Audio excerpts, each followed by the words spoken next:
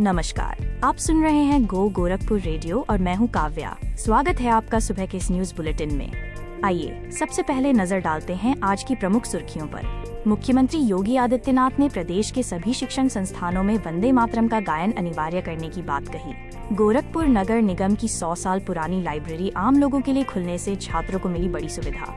उत्तर प्रदेश माध्यमिक शिक्षक संघ ने शिक्षक नामावली में नाम दर्ज कराने की तिथि 25 नवंबर से 10 फरवरी 2026 तक निर्धारित होने की दी जानकारी। ड्रग विभाग ने 5 थोक दवा दुकानदारों को कफ सिरप व नारकोटिक्स दवाओं के हिसाब में गड़बड़ी के चलते जारी किया नोटिस। यूनिवर्सिटी चौराहे पर देर रात हुआ सड़क हादसा, बस गोलंबर से टकराई, 15 यात्री घायल। नासा के नाम पर ठगी करने वाला करोड़ों रुपए का जालसाज कोलकाता से गिरफ्तार। बस्ती में रंजिश के चलते 28 वर्षीय युवक दीपू की बेरहमी से पिटाई कर हत्या। तो ये थी सुर्खियां। अब एक एक करके बात करते हैं शहर की सभी प्रमुख खबरों की। शुरुआत करते हैं कुछ सकारात्मक खबरों के साथ। शिक्षण संस्थानों में वंदे मातरम का गायन होगा अनिवार्य। मुख्यमंत्री योगी आदित्यनाथ ने प्रदेश के सभी शिक्षण संस्थानों में राष्ट्रगीत वंदे मातरम का गायन अनिवार्य करने की बात कही है। मुख्यमंत्री ने सोमवार को सरदार वल्लभ भाई पटेल की 150वीं जन्मतिथि और वंदे मातरम के 150वें वर्ष के उपलक्ष्य में आयोजित एकता यात्रा के शुभारंभ कार्यक्रम को संबोधित करते हुए यह बात कही। उन्होंने कहा कि हर नागरिक के मन में राष्ट्रगीत के प्रति सम्मान और भारत माता के प्रति श्रद्धा का भाव जगाया जाएगा। चलिए अब बढ़ते हैं अगली खबरों की ओर। बिजली निगम के 2 कार्यकारी सहायक निलंबित। कार्य में लापरवाही बरतने वाले बिजली निगम के 2 कार्यकारी सहायकों को मुख्य अभियंता आशुतोष श्रीवास्तव ने निलंबित कर दिया है। जिन कार्यकारी सहायकों को निलंबित किया गया है उनमें विद्युत वितरण मंडल प्रथम के राहुल गौड़ और विद्युत वितरण मंडल द्वितीय के पवन कुमार यादव शामिल हैं। इन दोनों पर जरूरी सूचनाएं मांगने पर भी कई दिन का समय लगाने का आरोप है। मुख्य अभियंता ने स्पष्ट किया कि कार्य में लापरवाही बरतने वालों पर हर हाल में कार्रवाई की जाएगी। अब पुस्तक प्रेमियों के लिए नगर निगम से एक अच्छी खबर। गोरखपुर नगर निगम की 100 साल पुरानी लाइब्रेरी अब आम लोगों के लिए खोल दी गई है। जीर्णोद्धार के बाद से ही इसमें सुबह से रौनक दिखने लगी है। प्रतियोगी परीक्षाओं की तैयारी कर रहे युवा अब रोजाना लाइब्रेरी पहुंच रहे हैं। उन्हें शांत माहौल के साथ साथ इंटरनेट और वाईफाई की सुविधाएं भी मिल रही हैं।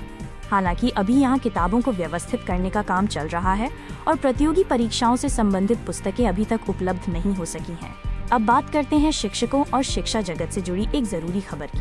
उत्तर प्रदेश माध्यमिक शिक्षक संघ की सोमवार को बेतियाहाता स्थित कैंप कार्यालय पर बैठक हुई। इसमें प्रदेशीय मंत्री ज्ञानेश कुमार राय ने बताया कि शिक्षक नामावली में नाम अंकित कराने की तिथि निर्वाचन अधिकारी द्वारा 25 नवंबर से 10 फरवरी 2026 तक निर्धारित की गई है। उन्होंने ये भी स्पष्ट किया कि फॉर्म पहले की तरह ही जमा होंगे। ऐसे शिक्षक जिनका नाम शिक्षक मतदाता सूची में अब तक दर्ज नहीं हुआ है, वे निर्धारित तिथि के भीतर अपना फॉर्म प्रस्तुत कर नाम दर्ज करा सकते हैं। अब बात करते हैं खोराबाड़ टाउनशिप परियोजना से प्रभावित ग्रामीणों की। खोराबाड़ परियोजना से प्रभावित ग्रामीणों ने की मुख्यमंत्री से मुलाकात। खोराबाड़ टाउनशिप एवं मेडिसिटी परियोजना से प्रभावित ग्रामीणों ने सोमवार को मुख्यमंत्री योगी आदित्यनाथ से मुलाकात की और अपनी समस्याएं रखी। जंगल सिकरी एवं खोराबाड़ मकान बचाओ संघर्ष समिति के बैनर तले पहुंचे ग्रामीणों ने समिति अध्यक्ष विजय नारायण मिश्रा के नेतृत्व में मुख्यमंत्री को ज्ञापन सौंपा। पीड़ितों ने मुख्यमंत्री से मांग की कि परियोजना में अधिग्रहण से मुक्त की गई जमीन का मालिकाना हक उन्हें दिया जाए। ग्रामीणों ने बताया कि जुलाई 2023 में हुई बैठक में 15 दिन के भीतर पक्का मकान पीड़ितों को मालिकाना हक देने के निर्देश दिए गए थे, लेकिन 1 वर्ष बीत जाने के बाद भी जीडीए और प्रशासन ने अपना वादा पूरा नहीं किया। अब बात करते हैं कानून और व्यवस्था से जुड़ी कुछ खबरों की। दिल्ली में धमाके की सूचना पर गोरखपुर में अलर्ट। दिल्ली में हुए धमाके की सूचना मिलते ही गोरखपुर में पुलिस और प्रशासन के अधिकारी सक्रिय हो गए। DIG doctor S Channappa, DM Deepak Meena और एसएसपी राजकरण नैयर ने संवेदनशील क्षेत्रों का निरीक्षण किया।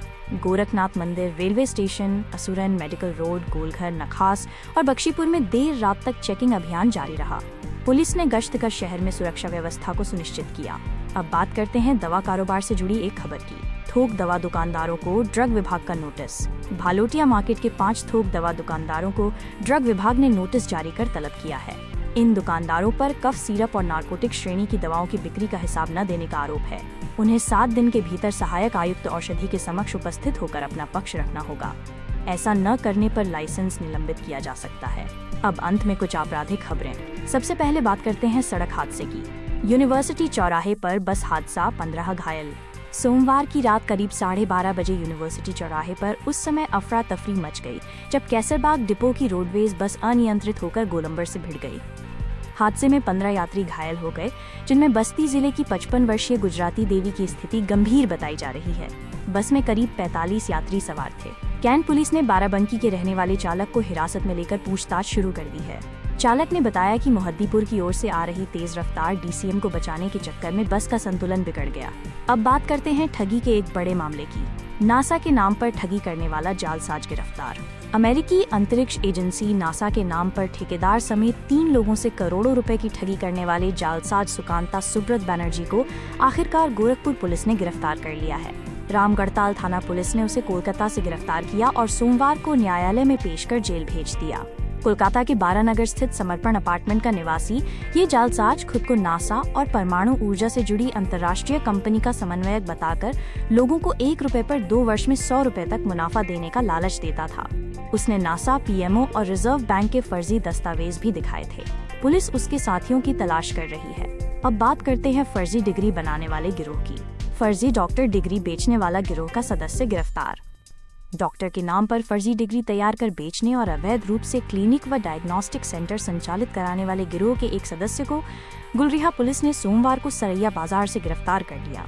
आरोपित की पहचान प्रयागराज के शिवपुरी कॉलोनी निवासी श्रीराम पांडेय के रूप में हुई है। आरोपित ने गिरोह के साथ मिलकर 5 लाख रुपए में डॉक्टर की डिग्री बेची थी।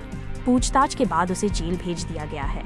गिरोह का मुख्य आरोपित अलाउद्दीन पहले ही कोर्ट में आत्मसमर्पण कर चुका है, जबकि उसके 3 साथी ब्रिजेश लाल, दीपक विश्वकर्मा और ओम प्रकाश गौतम अब भी फरार हैं। अब बात करते हैं मेडिकल कॉलेज में हुए हंगामे की। मेडिकल कॉलेज चौकी में तोड़फोड़ के 2 आरोपी गिरफ्तार। पिपराइच में सड़क हादसे में घायल एक महिला की उपचार के दौरान मौत होने के बाद शनिवार रात मेडिकल कॉलेज में हंगामा हो गया था। गुस्साए स्वजनों ने मेडिकल कॉलेज चौकी में घुसकर तोड़फोड़ की और पुलिस पर जानलेवा हमला कर दिया। घटना में दारोगा समेत कई पुलिसकर्मी घायल हो गए थे। चौकी प्रभारी विकास मिश्रा की तहरीर पर पुलिस ने 4 नामजद और 20 अज्ञात लोगों पर बलवा, धमकी और लोक सेवक पर जानलेवा हमला जैसी गंभीर धाराओं में मुकदमा दर्ज किया था। इस मामले में पुलिस ने सोमवार को बुआ भुल्लाई और भतीजा शिवम को गिरफ्तार कर जेल भेज दिया है। अब बात करते हैं कुशीनगर से आई एक दर्दनाक खबर की। करंट की चपेट में आने से किसान की मृत्यु।